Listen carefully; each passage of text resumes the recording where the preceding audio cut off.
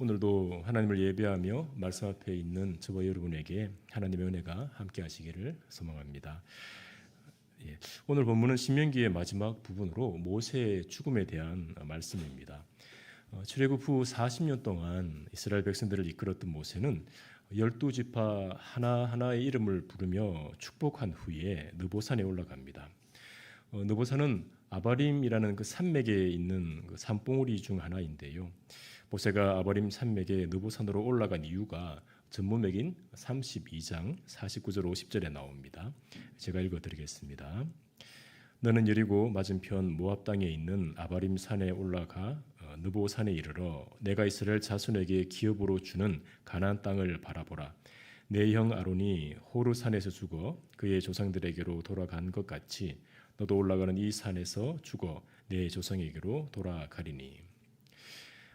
아론이 가나안 땅에 들어가 보지 못하고 호르산에서 죽은 것처럼 모세 역시 가나안 땅에 들어가지 못하고 여리고 성에서 멀지 않은 느보산에서 조상들에게 돌아갈 거라고 하나님이 말씀하십니다. 모세와 아론은 하나님의 명령을 따라 이스라엘 백성들을 이끈 지도자였지만 정작 두 사람은 약속의 땅 가나안에 들어가지를 못하는데요. 그 이유가 이어지는 51절에 나옵니다. 이는 너희가 신광야 가데스의 무리바 물가에서 이스라엘 자손 중 내게 범죄하여 내 거룩함을 이스라엘 자손 중에서 나타내지 아니한 까닭이라. 하나님은 모세와 아론이 무리바 물가에서 범죄하여 하나님의 거룩하심을 나타내지 않았다라고 하십니다. 무리바 물 사건은 출애굽한 지 40년째, 다시 말해 광야 40년이 끝나고 이제 가나안 땅으로 들어가기 직전에 가데스 바네아에서 일어났는데요. 민수기 20장에 그 사건이 나옵니다.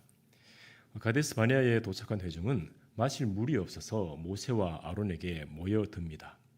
물이 없어 마음이 상한 회중은 다른 형제들이 죽을 때 자신들도 죽었으면 좋을 뻔하였다 하면서 어찌하여 우리와 우리 짐승들을 광야로 인도하여 죽게 하느냐라고 모세와 아론을 원망합니다.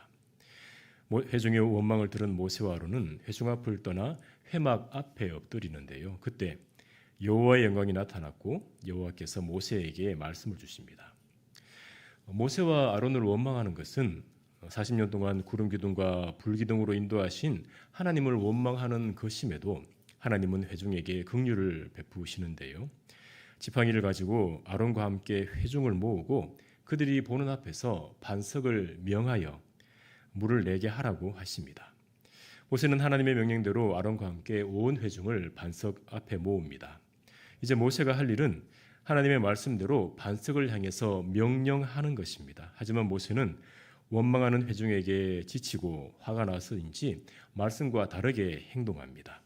민수기 20장 10절 11절을 보시면 모세와 아론이 회중을 그 반석 앞에 모으고 모세가 그들에게 이르되 반역한 너희여 들으라. 우리가 너희를 위하여 이 반석에서 물을 내랴 하고 모세가 그의 손을 들어 그의 지팡이로 반석을 2번 치니 물이 많이 솟아나므로 회중과 그들의 짐승이 마시니라. 모세는 회중을 향해 반역한 너희여 하면서 마치 자신과 아론이 물을 내는 듯이 말하며 지팡이로 반석을 2번 칩니다. 모세가 하나님이 시키지 않은 말을 내뱉고 하나님이 시키지 않은 행동을 했지만 하나님은 많은 물을 내어 회중들의 갈증을 풀어주십니다. 목마른 회중에게 많은 물이 허락되는 좋은 일이 생겼다면 모세의 그 과격한 말과 행동이 그냥 덮여져도 되겠다 싶지만 하나님은 모세와 아론을 향해서 이렇게 말씀하십니다. 이어지는 12절을 보시면 여호와께서 모세와 아론에게 이르시되 너희가 나를 믿지 아니하고 이스라엘 자손의 목전에서 내 거룩함을 나타내지 아니한 고로 너희는 이 회중을 내가 그들에게 준 땅으로 인도하여 드리지 못하리라. 하나님은 모세와 아론이 하나님을 믿지 않고 회중 앞에서 하나님의 거룩함을 나타내지 않았다 하셨는데요. 모세와 아론이 하나님을 믿지 않고 또 하나님의 거룩함을 나타내지 않은 것을 두고 하나님은 그들이 하나님께 범죄했다고 하십니다. 하나님은 범죄한 두 사람을 향해 그들이 회중과 함께 가나안 땅에 들어가지 못한다 말씀하십니다. 인간적인 생각으로는 모세의 말과 행동이 가나안 땅에 들어가지 못할 정도의 범죄인가 하는 생각이 들 수 있습니다. 스스로 반역하는 회중을 40년 동안 이끈 두 사람의 수고를 생각하면 한순간 욱한 것을 두고 하나님이 너무하신다는 생각이 들 수 있습니다. 무리바 사건 이후 모세는 하나님께 요단 저쪽에 있는 아름다운 땅, 아름다운 산과 레바논을 보게 해달라고 간구하지만 하나님은 모세의 간구를 듣지 않으시고 그만하면 족하니 이 일로 다시 내게 말하지 말라 못 박으십니다. 성경이 구체적으로 기록되어 있지 않지만 회중에게 율법을 전해준 모세라면 자신과 형 아론의 범죄에 대해 회개하며 속죄 제물을 드렸을 것 같습니다. 그런데도 하나님은 두 사람에 대한 처분을 바꾸지 않으십니다. 하나님은 악한 자로도 회개하고 돌아오면 용서해 주시는 그런 분입니다. 그런 모습이 구약의 여러 부분 나오는데요. 한 예로 북이스라엘의 대표적인 악한 왕 아합에게 하나님이 그러하셨습니다. 아합이 나봇의 포도원을 차지하고 좋아할 때 하나님은 엘리야를 보내셔서 재앙의 말씀을 선포하십니다. 그 재앙의 말을 듣고 아합은 옷을 찢고 굵은 배로 몸을 동인 채 금식하며 풀이 죽어서 다닙니다. 아합은 하나님의 말씀을 듣고 일시적으로 회개했을 뿐인데 하나님은 일시적인 아합의 회개를 두고 그가 내 앞에서 겸비했다 하시면서 선포하신 재앙을 그의 아들의 세대로 미루어 주십니다. 악한 왕으로 대표되는 아합의 일시적인 회개도 흔쾌히 받아주시는 하나님이신데도 하나님은 모세와 아론에 대한 그 처분을 바꾸지 않으시고 가나안 땅 입성을 허락하지 않으시고 더 이상의 강구조차 허락하지 않으십니다. 하나님은 왜 이렇게까지 하실까요?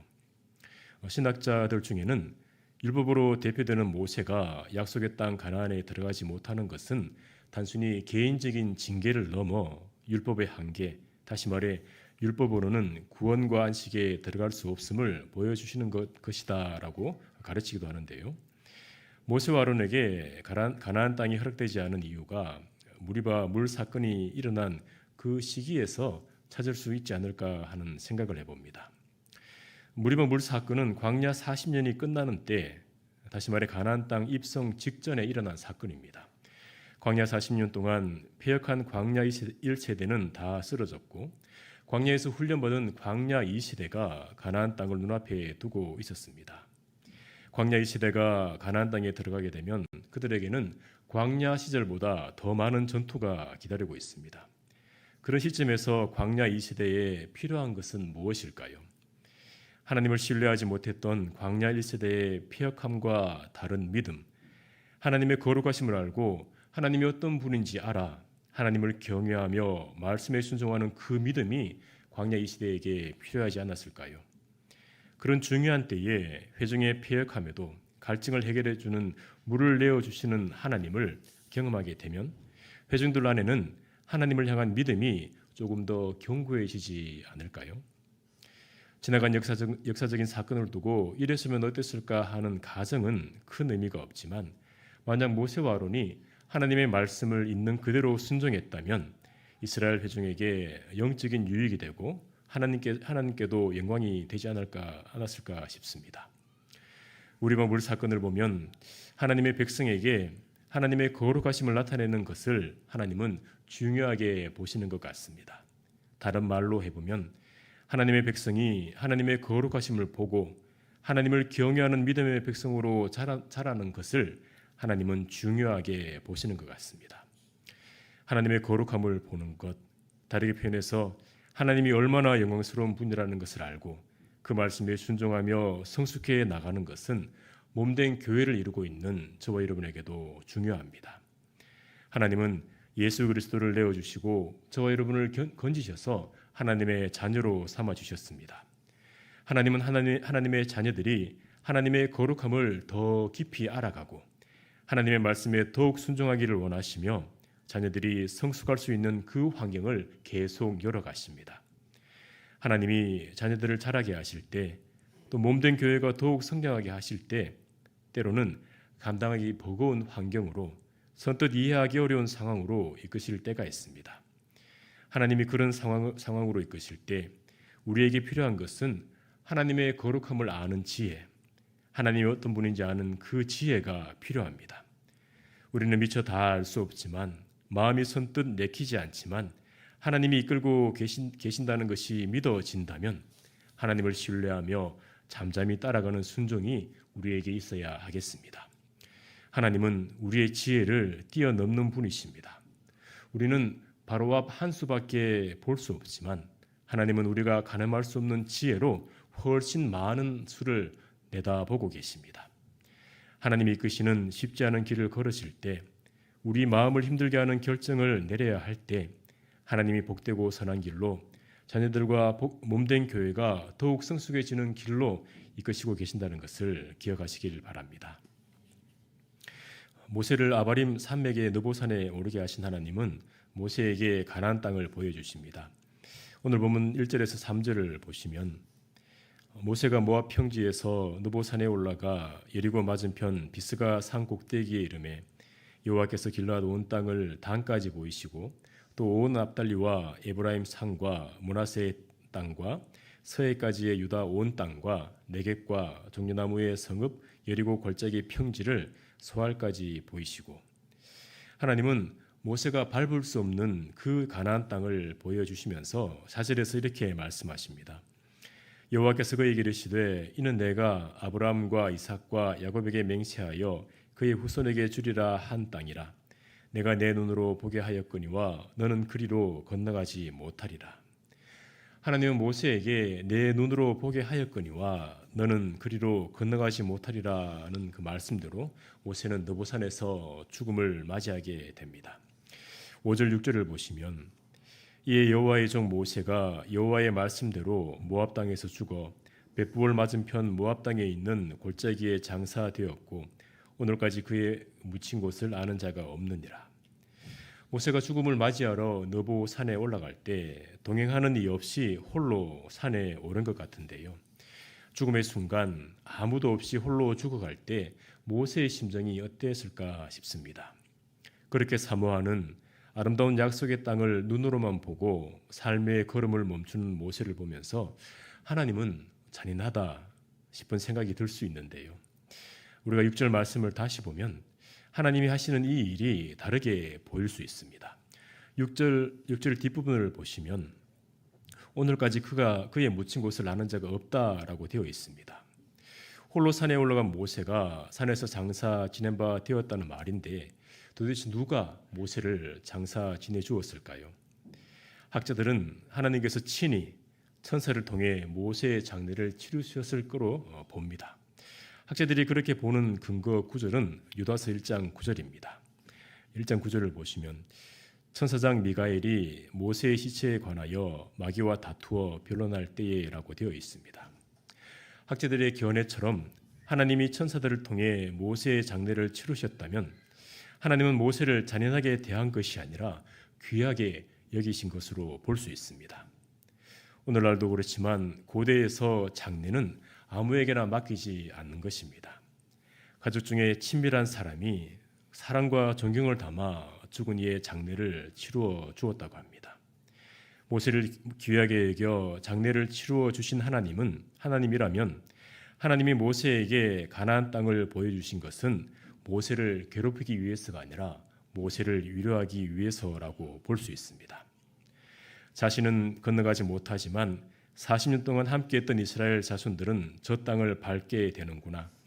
나는 여기서 멈추지만 하나님의 언약은 멈추지 않고 이스라엘 자손들을 전진하게 하시는구나 하고 모세가 생각하지 않았을까 싶습니다.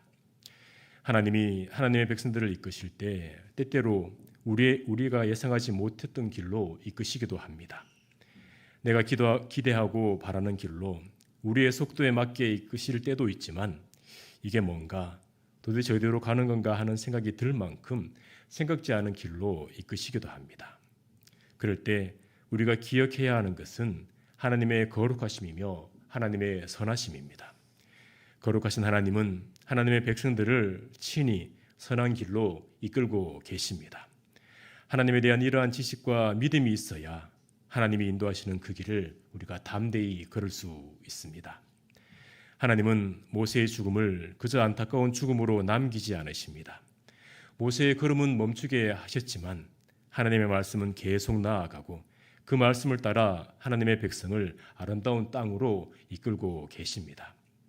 하나님은 그 선하신 뜻 안에서 우리의 발걸음이 멈추게도 하시고 또 다른 길로 걸음을 옮기게도 하십니다.